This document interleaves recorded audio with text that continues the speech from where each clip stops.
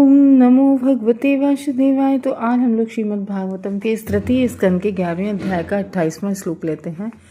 तमो मात्रामुपादाय प्रति संरुद्ध विक्रमा काले नानुगता शेष आस्ते तूष्णीम दिनात्यये। तो हम लोग जो है प्रलय के बारे में जान रहे थे कि किस तरीके से ब्रह्मा जी की जब रात्रि होती है तब प्रलय होती है। ब्रह्मा जी के हर दिन के बाद हर रात्रि में प्रलय होती है, हर दिन के बाद। तो दिन का जैसे ही अंत होता है, दिन के अंत होने पर तमोगुण के नगण्य अंश के अंतर्गत ब्रह्मांड की शक्तिशाली अभिव्यक्ति रात के अंधेरे में लीन हो जाती है। तो जैसे ही मतलब ब्रह्मा जी के रात हुई, दिन समाप्त हुआ और ब्रह्मांड की शक्तिशाली अभिव्यक्ति रात जो होती है वो मतलब चारों तरफ अंधेरा हो जाता है। सूर्य चंद्रमा होते हैं क्योंकि पूरे ब्रह्मांड की जब दिन के बाद जब प्रलय होती, हर दिन की जो प्रलय होती है तो उसमें पूरा ब्रह्मांड समाप्त नहीं होता है। तो यहाँ पर इसलिए बताया जा रहा है क्योंकि भू भुव स्व जो 3 लोकों में केवल यहाँ स्वर्ग तक आते हैं। तो एक तमोगुण की एक वो होती है, अग्नि जलती है और उसमें क्या होता है, ये स्वर्ग तक सब भस्म हो जाते हैं। और उसके बाद में और जो संकर्षण के मुख से अग्नि निकलती है, उससे संकर्षण के मुख से जो अग्नि निकलती है उसमें स्वर्ग तक सब भस्म हो जाता है। स्वर्ग तक के लोग नहीं बच पाते हैं, स्वर्ग के भी लोग उसमें जल जाते हैं। और ऊपर के जो रह जाते हैं महरलोक, जनलोक, तपलोक, ब्रह्मलोक। तो जो ऊपर के ये लोक रह जाते हैं, तो जो महरलोक में ऋषि मुनि आदि जो गृहस्थ ऋषि मुनि होते हैं वो तपस्या कर रहे होते हैं, उनके लिए ऊपर के लोकों से विमान आता है और वो ऊपर के जन तप लोक में ब्रह्मलोक तक चले जाते हैं और ब्रह्मा के साथ रहते हैं। और जब पूर्ण इधर ब्रह्मा जी उस रात्रि को कहाँ जाते हैं, भगवान गर्भोदक साई के उनमें चले जाते हैं, भगवान गर्भोदक साई में। और रात्रि में उनसे सलाह यानी कि उनसे एक सलाह लेते हैं, या मतलब कि कैसे आगे की सृष्टि होगी। तो इस तरीके से ये होता है। तो महरलोक बच जाता है लेकिन तवे की तरह तप जाता है, वहां लोग रह नहीं पाते, इसलिए विमान से ऊपर के लोक में चले जाते हैं। तो इस तरीके से रात के अंधेरे में सब लीन हो जाता है और सनातन काल के प्रभाव से असंख्य जीव उस प्रलय में लीन रहते हैं और हर वस्तु मौन रहती है। हर वस्तु मौन मीन्स हर वस्तु शांत, बिल्कुल मौन हो जाए। मौन का मतलब हर वस्तु बिल्कुल शांत हो जाती है। तो ये श्लोक ब्रह्मा की रात्रि की व्याख्या करता है, जो ब्रह्मा की हर दिन के बाद जो रात्रि होती है, जो प्रकृति के तमोगुण के क्षुद्र अंश के संपर्क में काल के प्रभाव का परिणाम है। और जब हम लोग 12वां स्कंद पढ़ेंगे ना, तो 12वां स्कंद में हर तरह की प्रलय का बहुत पूर्ण विस्तृत वर्णन है।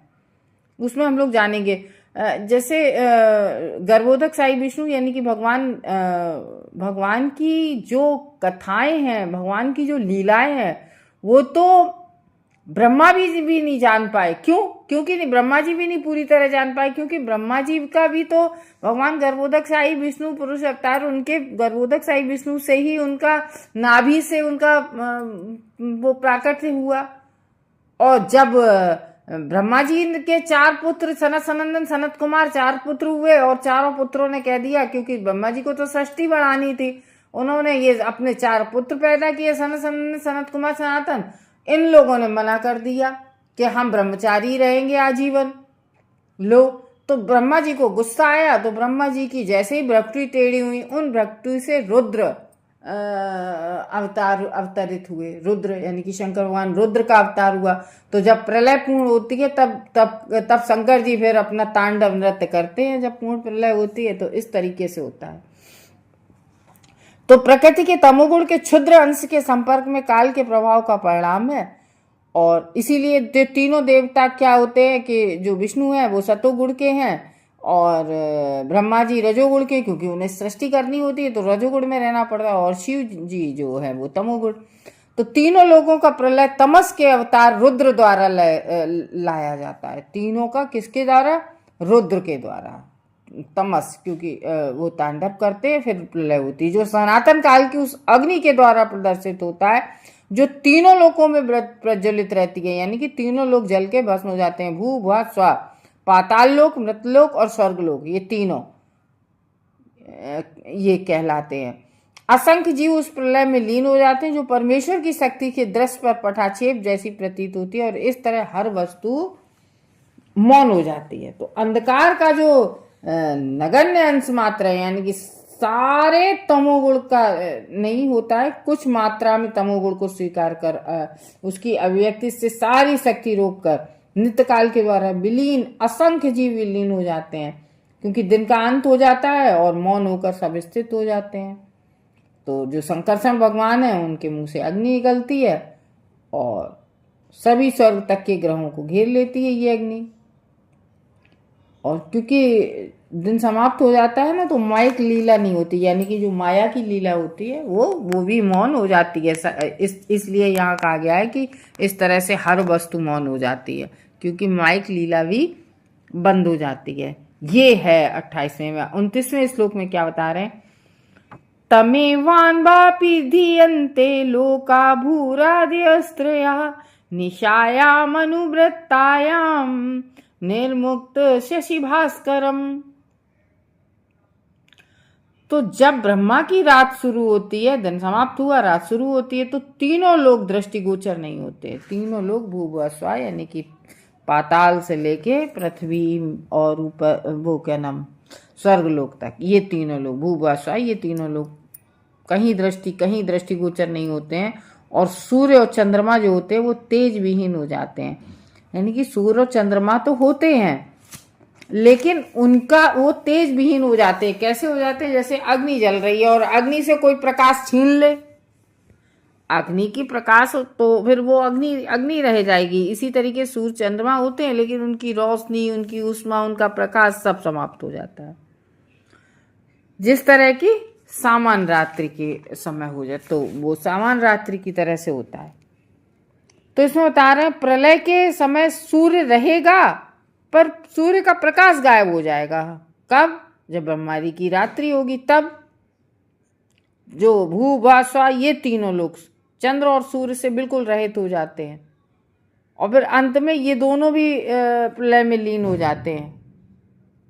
ये है। तो अग्नि में नहीं है अगर, तो अग्नि शांत तो हो ही जाती है। अगर अग्नि में प्रकाश छीन लो, ऊष्मा छीन लो, अग्नि शांत हो जाती है। उसी तरीके से सूर्य चंद्रमा जब प्रकाश से विहीन हो जाते हैं तो फिर वो भी उसी में लीन हो जाते हैं। तो ऐसा समझा जाता है कि सूर्य तथा चंद्रमा की चमक तीनों लोकों की परिधि से अदृश्य हो जाती है, किंतु स्वयं सूर्य तथा चंद्रमा लुप्त नहीं होते हैं। क्या हो जाता है? लुप्त नहीं होते हैं, केवल वे ब्रह्मांड में शेष भाग में जो तीनों लोकों के मंडल से परे उसमें प्रकट हो जाते हैं।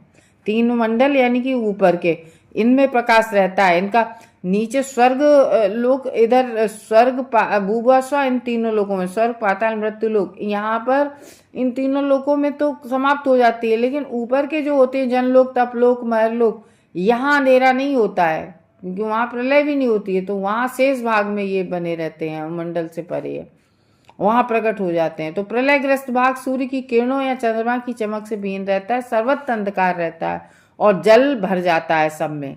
पहले अग्नि लगती है फिर जल, क्योंकि प्रलय होती है ऐसे ही होती है कि प्रलय का लिखा है कि जो है सब, जैसे पृथ्वी है, पृथ्वी से गंध छीन ली जाए, जल से गंध छीन ली जाए तो पृथ्वी समाप्त हो जाती।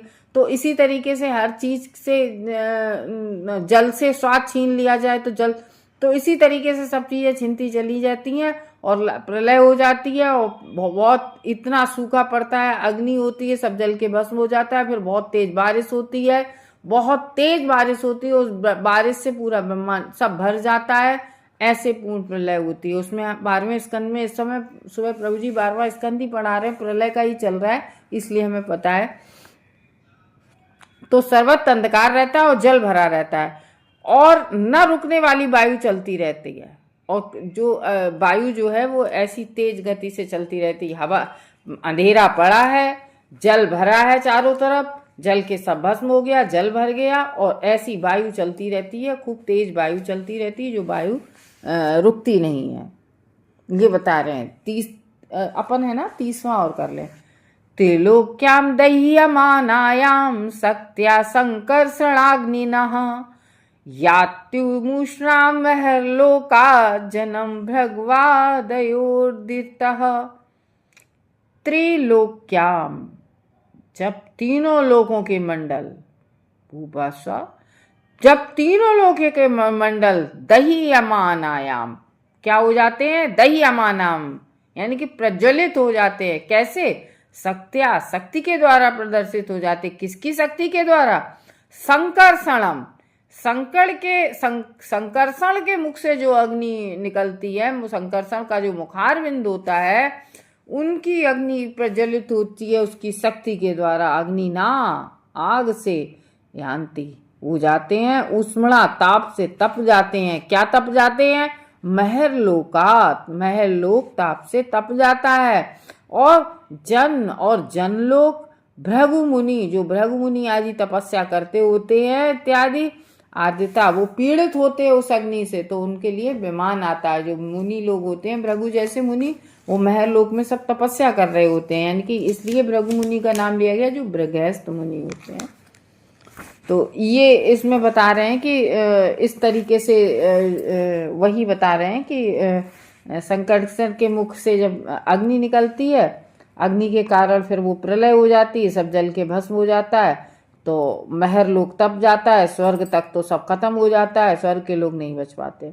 इस तरह से भृगु इत्यादि जो महर्षि होती हैं, वो महरलोक के अन्य निवासी नीचे के तीनों लोकों में लगी उस प्रज्वलित अग्नि से, ऊष्मा से इतने व्याकुल हो जाते हैं कि वहाँ नहीं रह पाते हैं, और फिर वो ऊपर के लोग यानी कि जनलोक में चले जाते हैं। हरे कृष्ण भक्त।